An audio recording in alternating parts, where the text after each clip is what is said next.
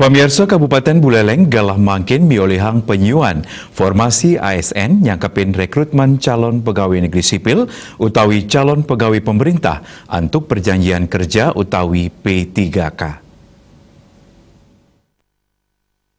Warsa kali-tali selikur kawintenan jalur rekrutmen CPNS ring Kabupaten Buleleng kesiagang untuk satak tigang dasa siki formasi.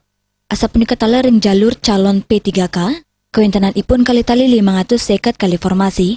Sekda Buleleng Gede Suyasen Latarang, pemekas ring jalur CPNS ketujuan majeng formasi tenaga teknis turmaning tenaga kesehatan. Asap nikatala ring jalur calon P3 ketujuan majeng formasi tenaga pendidik. Suyaseng wadarang mukuenyane kawintenan formasi sani kesiagayang, jantan matutang pemerintah untuk melaksanakan pengetatan anggaran. Pemerintah merencana pacang ngajuang refocusing anggaran. SDM sudah bisa dilempar dengan BKN, dengan prevensi.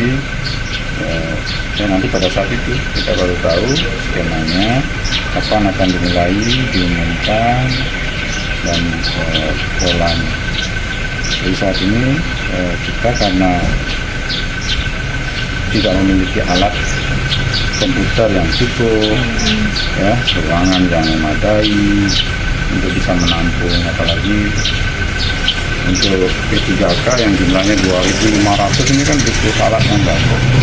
Itulah yang nanti dikoordinasikan dengan provinsi.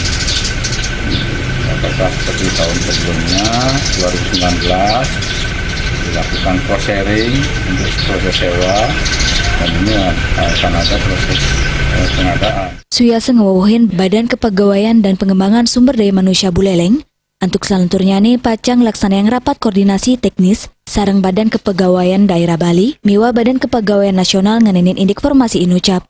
Komang Yuda Bali TV.